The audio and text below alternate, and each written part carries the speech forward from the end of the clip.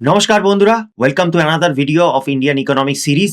আজকে একটা নতুন ভিডিও নিয়ে এসেছি এবং আমাদের আজকের আলোচ্য বিষয় হচ্ছে বিজনেস সাইকেল। যে কোনো দেশের বা যে কোনো অর্থনীতির কি চাই? নাম্বার ওয়ান হচ্ছে গ্রোথ। তার জাতীয় আয় বা ন্যাশনাল ইনকাম বাড়বে, জিডিপি বাড়তে হবে এবং তার জন্য কি চাই? তার জন্য যে কোনো রকম বিজনেসকে এনকারেজ করতে হবে। এই বিজনেসই একটা দেশের ইকোনমিকে গ্রো করায়। এখানে বিজনেস বলতে কিন্তু সমস্ত রকম ইকোনমিক অ্যাক্টিভিটি অ্যাকচুয়ালি বোঝাচ্ছে।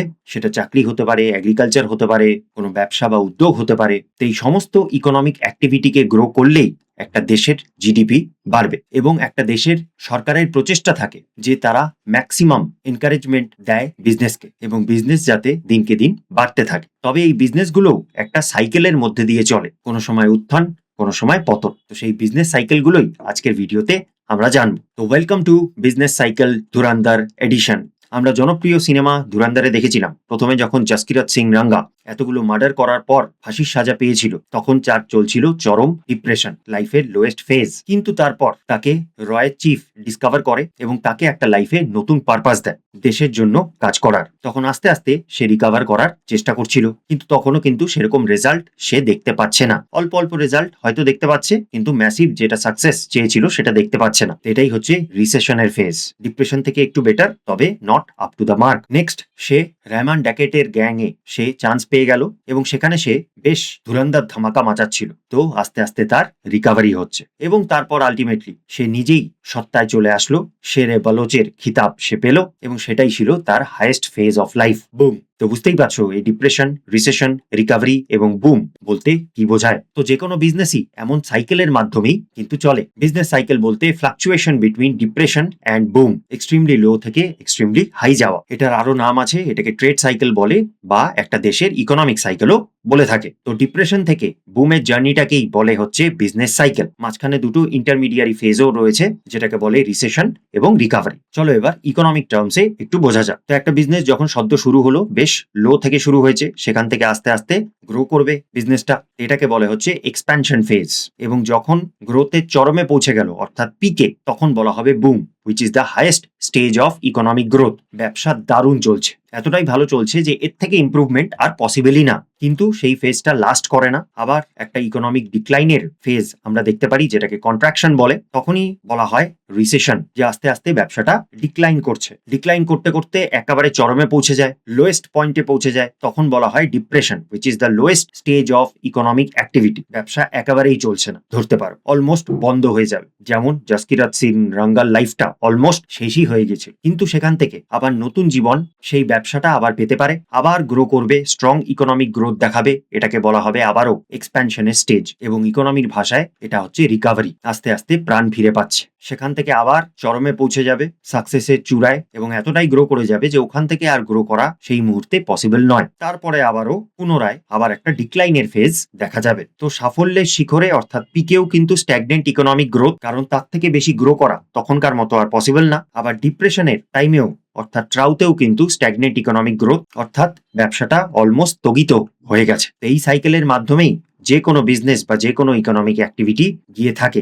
বিজনেস সাইকেলের দুটো এক্সট্রিম পয়েন্ট হচ্ছে, প্রথমে পিক যেটা বুমের স্থিতিকে বোঝায় এবং ট্রাউ যেটা ডিপ্রেশনের স্থিতিকে বোঝায়। আর তার সাথে দুটো ইন্টারমিডিয়েট স্টেজ আছে, একটা রিসেশন এবং আরেকটা রিকভারি। তো চলো এই চারটে ফেজকে আমরা একটু ডিটেলসে বুঝে নিই, একে অপরের সাথে কম্পেয়ার করে। তো বুম বা এক্সপ্যানশনের মানে হচ্ছে র্যাপিড ইকোনমিক গ্রোথ এবং অপটিমিজম। অর্থনীতি দিনকে দিন বাড়ছে এবং বাজারের সেন্টিমেন্টও প্রচন্ড হোপফুল বা অপটিমিস্টিক আছে, পজিটিভ আছে। সেখানে রিসেশন বা কন্ট্রাকশনের সময় একটা slow down in economic activity দেখা যায়। তারপর ডিপ্রেশনের টাইমে ইকোনমি ফল করতেই থাকে করতেই থাকে করতেই থাকে এবং ট্রাউতে পৌঁছে যায়, অর্থাৎ এক্সট্রিম ডিপ্রেশনের পয়েন্টে পৌঁছে যায়। কিন্তু সেখান থেকে আবার রিকভারও করতে পারে। ডিপ্রেশন বা রিসেশনের ফেজ থেকে রিকভার করতে পারাটাকেই বলা হয় রিকভারি ফেজ। জিডিপি গ্রোথের টার্মসে বুমের সময় একদম পজিটিভ জিডিপি গ্রোথ দেখা যায়, জাতীয় আয় বাড়ে, ন্যাশনাল ইনকাম বেড়ে যায়। সেখানে রিসেশন বা কন্ট্রাকশনের টাইমে গ্রোথ কিন্তু স্লো ডাউন হয়ে যায়, হতে পারে কিছুটা নেগেটিভেও চলে যেতে পারে। আর ডিপ্রেশনের সময় একদম এক্সট্রিম নেগেটিভ গ্রোথ দেখা যায়, তবে রিকভারির সময় আস্তে আস্তে জিডিপি আবার রিকভার করার চেষ্টা করে। নেগেটিভ হয়ে গেছিল, সেখান থেকে পজিটিভে যাওয়ার চেষ্টা করছে। ইনফ্লেশনের টার্মে যদি কম্পেয়ার করি, বুম বা এক্সপ্যানশনের টাইমে বেশ হাই ইনফ্লেশন থাকে, জিনিসপত্রের দাম প্রচন্ড বেড়ে গেছে, তাই জন্য প্রোডাকশনও অনেকটা বাড়ছে। যেহেতু বাজারে বেশ ভালো দামে জিনিসপত্র বিক্রি হচ্ছে, প্রডিউসাররা আরো বেশি করে প্রডিউস করছে। রিসেশন বা কন্ট্রাকশনের সময় জিনিসপত্রের দাম কমে যায়, কারণ বাজারে ডিমান্ড কমে গেছে, মানুষে কিনছেই না, তো দাম কমিয়ে বিক্রি করার চেষ্টা। ডিফ্লেশনের সময় তো ডিমান্ড একেবারেই লো থাকে, মানুষজন কিছু কিনতেই চায় না, কারণ ইকোনমিক গ্রোথ হচ্ছেই না। তখন ইনফ্লেশনের জায়গায় ডিফ্লেশন হয়ে যেতে পারে, জিনিসপত্রের দাম প্রচন্ডই পড়ে গেল, এমন একটা স্থিতি দেখা যেতে পারে। আবার রিকভারি করতে গেলে একটু ইনফ্লেশন আবার ফেরত চলে আসে মার্কেটে, জিনিসপত্রের দাম আবার একটু একটু করে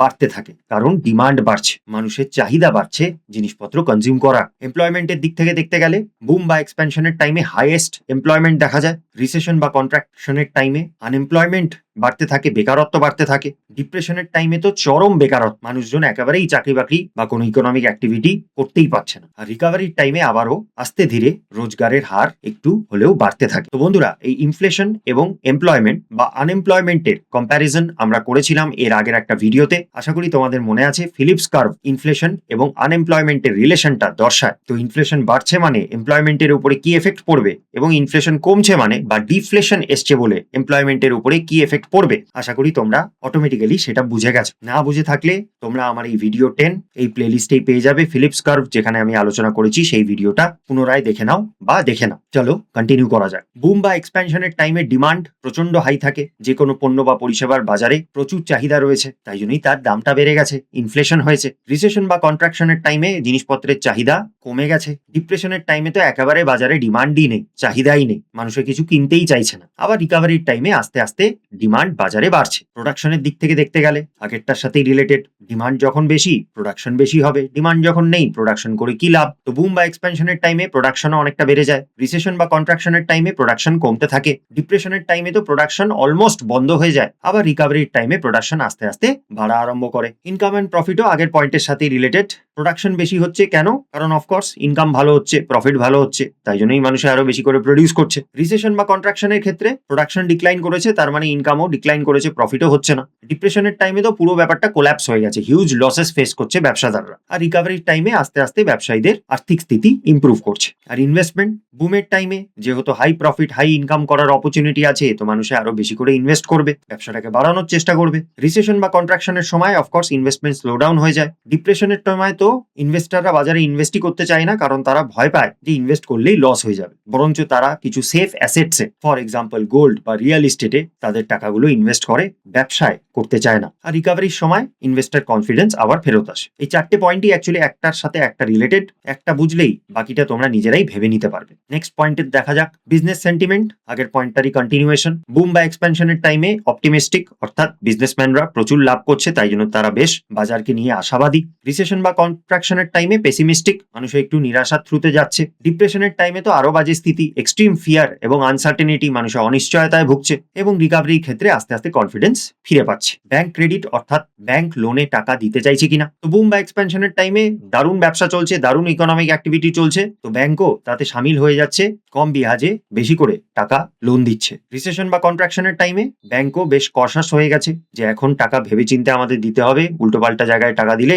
নন পারফর্মিং অ্যাসেট হয়ে যেতে পারে। ডিপ্রেশনের টাইমে তো ব্যাংকও লোন দিতে চায় না কাউকে। আবার রিকভারির টাইমে আস্তে আস্তে ব্যাংক নিজের ক্রেডিট লেন্ডিং অ্যাক্টিভিটি বাড়ায়। স্টক মার্কেটে বুম বা এক্সপ্যানশনের টাইম একদম বুলিশ সেন্টিমেন্ট দেখা যায়, অর্থাৎ স্টক মার্কেট আরো বাড়বে আরো বাড়বে আরো বাড়বে এমন মানুষে আশঙ্কা করে। রিসেশন বা কন্ট্রাকশনের টাইমে না, মানুষে একটু বিয়ারিশ হয়ে যায়, মার্কেট ফল করতে পারে ফল করতে পারে ফল করতে পারে। ডিপ্রেশনের টাইমে তো মার্কেট ক্র্যাশ হয়ে যায়, মানুষে আর স্টক মার্কেটে ইনভেস্টই করতে চায় না, এই ভয়ে যে তাদের টাকা হেভি লস খাবে। আবার রিকভারির টাইমে বুঝতেই পারছো আস্তে আস্তে মার্কেটও রিকভার করা আরম্ভ করে। এবারে গভর্নমেন্ট পলিসি, বুম বা এক্সপ্যানশনের টাইমে যেহেতু খুব পজিটিভ সেন্টিমেন্ট চলছে, বিজনেস অ্যাক্টিভিটি দারুণ চলছে, তার জন্য জিনিসের দামও প্রচন্ড বেড়ে যাচ্ছে, তো গভর্নমেন্ট ওটাকে কন্ট্রোলে রাখার চেষ্টা করে। এত জিনিসপত্রের দাম যদি বেড়ে যায় তাহলে সাধারণ মানুষের কাছে সেটা আনঅ্যাফোর্ডেবল হয়ে যাবে, তাই জন্য গভর্নমেন্ট এই ইনফ্লেশনটাকে কন্ট্রোল করার চেষ্টা করে। রিসেশন বা কন্ট্রাকশনের টাইমে এমনিতেই মার্কেটের অবস্থা ডাউন আছে, তার জন্য গভর্নমেন্ট ওটাকে তোলার চেষ্টা করে, এক্সপ্যানশনারি মনিটারি পলিসি ফলো করে। ডিপ্রেশনের সময় তো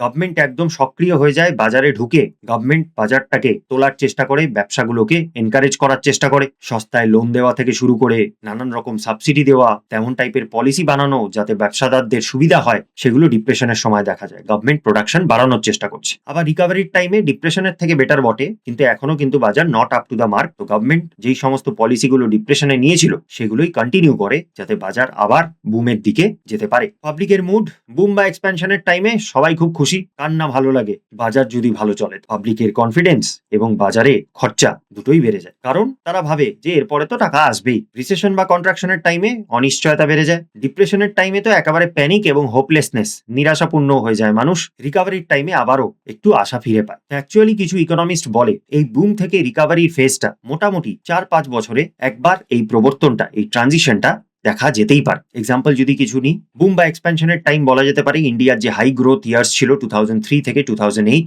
তখন আমাদের জিডিপি কিন্তু 8 থেকে 9% গ্রো করেছিল। মানুষের প্রচুর রোজগার পেয়েছে, আনএমপ্লয়মেন্ট সবচেয়ে কম ছিল, জবস এবং বিজনেস স্টেডিলি গ্রো করছিল। রিসেশন বা কন্ট্রাকশনের এক্সাম্পল গ্লোবাল স্লোডাউন অফ 2008, যখন আমেরিকাতে ফিনান্সিয়াল সেক্টরে ক্রাইসিস আসার জন্য গোটা পৃথিবীর ইকোনমি রিসেশনে চলে গিয়েছিল। আর ডিপ্রেশনের phase the great depression of 1929, modern টাইমসের সবচেয়ে আর্থিক দিক থেকে বাজে স্থিতি। মানুষের চাকরি চলে গেছে, রোজগার পাচ্ছে না, বিজনেস অ্যাক্টিভিটি হচ্ছে না, একদম জঘন্য পরিস্থিতি। আর রিকভারি ফেজ বলা যেতে পারে কোভিড এর পরে যে আমরা ইকোনমিক একটা রিকভারি দেখতে পেয়েছি। কোভিড এর টাইমে সবই স্লো ডাউন হয়ে গেছিল, সবই বন্ধ পড়ে গেছিল। তারপরে কোভিড চলে যাওয়ার সাথে সাথে আস্তে আস্তে ব্যবসাগুলো আবার খোলা আরম্ভ করলো, মানুষের রোজগার পেতে আরম্ভ করলো, ইকোনমিক অ্যাক্টিভিটি বাড়লো, মানুষের ডিমান্ড বাড়লো, তাদের স্পেন্ডিং বাড়লো ইত্যাদি। এই ছিল তাহলে বিজনেসের যে 4টে সাইকেল আছে সেটার উপরে কনসেপ্টস। চলো চেক করে নেওয়া যাক এখান থেকে কি টাইপের প্রশ্ন প্রিভিয়াস ইয়ার কোয়েশ্চেন গুলোতে দেখা যায়। ফার্স্ট প্রশ্ন পড়ে নাও, 1, 2, 3, 4,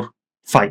জিজ্ঞেস করেছে which of the following is not one of the 4 phases in business cycle in which economies alternate। এদের মধ্যে কোনটা বিজনেস সাইকেলের ফেজ নয়? তো recovery of course phase, recession definitely, broom definitely, কিন্তু গিয়ারিং বলে কোনো বিজনেস সাইকেলের ফেজ হয় না।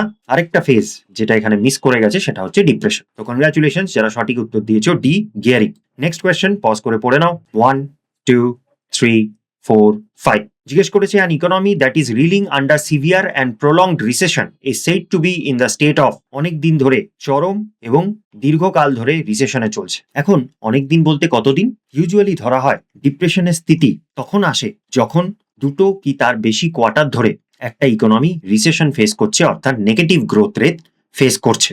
এটা general understanding of depression, case to case vary করতে পারে। তো কনগ্রাচুলেশনস যারা উত্তর দিয়েছো সি, অর্থাৎ ডিপ্রেশন। নেক্সট কোয়েশ্চেন বলছে পড়ে নাও, 1, 2, 3, 4, 5। Which among the following steps is most likely to be taken at the time of an economic recession? যখন বাজারে রেসেশন চলছে সরকারের তরফ থেকে কি টাইপের পলিসি নেওয়ার সম্ভাবনা আছে? তো চলো নিচের থেকে আমরা একবার দেখে নিই। Reduction of expenditure on public projects, না একদম নয় বন্ধুরা। অলরেডি মার্কেট রিসেশনে চলছে, অর্থাৎ ইকোনমিক অ্যাক্টিভিটি হচ্ছে না। এবার গভর্নমেন্টও যদি তার ইনভেস্টমেন্ট তুলে নেয় তাহলে তো ইকোনমির অবস্থা আরো বাজে হয়ে যাবে। গভর্নমেন্ট বরঞ্চ উল্টোটা করবে, গভর্নমেন্ট ইনভেস্ট করে চেষ্টা করবে মার্কেটকে একটা কিক স্টার্ট বা জাম্প স্টার্ট দেওয়ার। তো এই উত্তরটা তো সঠিক নয়। নেক্সট অপশন সি বলছে increase in tax rates accompanied by reduction of interest rate. হ্যাঁ, ইন্টারেস্ট রেট রিডিউস হতে পারে কারণ লোকে রিসেশনের টাইমে লোন নিচ্ছে না বা ব্যাংকও ক্রেডিট দিচ্ছে না। তো যদি সেখানে ইন্টারেস্ট রেট, বিহাজের দর যদি কমে যায় তাহলে মানুষে লোন নিতে পারে, সস্তায় পাচ্ছি নিয়ে নি, এবং সেটা আমি বিজনেসে লাগিয়ে ইকোনমিক অ্যাক্টিভিটি বাড়ানোর চেষ্টা করি। তবে যেটা এখানে ভুল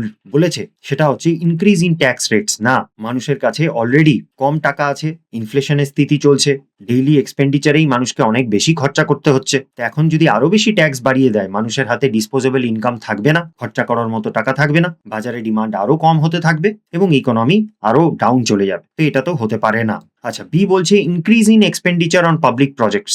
একদম এই পয়েন্টের অ্যাকচুয়ালি এটা উল্টোটা, যে গভর্নমেন্ট পাবলিক প্রজেক্টসে আরো বেশি এক্সপেন্ডিচার করার চেষ্টা করবে যাতে করে ইকোনমিকে একটা জাম্প স্টার্ট করা যেতে পারে। তো এটা তো ঠিকই মনে হচ্ছে, তাও আমরা নেক্সট অপশনটা দেখবো। Cut in tax rate accompanied by increase in interest rate. Cut in tax rate একদম ঠিক বলেছে। হ্যাঁ, গভর্নমেন্ট ট্যাক্স রেট কাট করে দেওয়ার চেষ্টা করবে যাতে মানুষের হাতে আরো বেশি ডিসপোজেবল ইনকাম হয় এবং তারা ইকোনমিক অ্যাক্টিভিটিতে সেটা ইনভেস্ট করে। কিন্তু accompanied by increase in interest rate না, ইনক্রিজ নয় ডিক্রিজ হবে, যাতে মানুষে আরো সস্তায় লোন নিতে পারে এবং ইকোনমিক অ্যাক্টিভিটি এনকারেজ হয়। তো এই অপশনটাই এর জন্য ভুল দাঁড়াচ্ছে। তো কনগ্রাচুলেশনস যারা সঠিক উত্তরটা দিতে পেরেছো, অর্থাৎ B, increase in expenditure on public projects. Next question RRB তে জিজ্ঞেস করা হয়েছিল, পড়ে নাও, 1, 2, 3, 4, 5। আশা করি সবাই উত্তর করে ফেলেছো। চলো দেখা যাক। During recession which type of fiscal policy should be used. During recession which type of fiscal policy অর্থনৈতিক নীতি নেওয়ার সম্ভাবনা আছে বা নেওয়া যেতে পারে। তো কন্ট্রাকশনারি ফিসকাল পলিসি না, কন্ট্রাকশনারি ফিসকাল পলিসি বলতে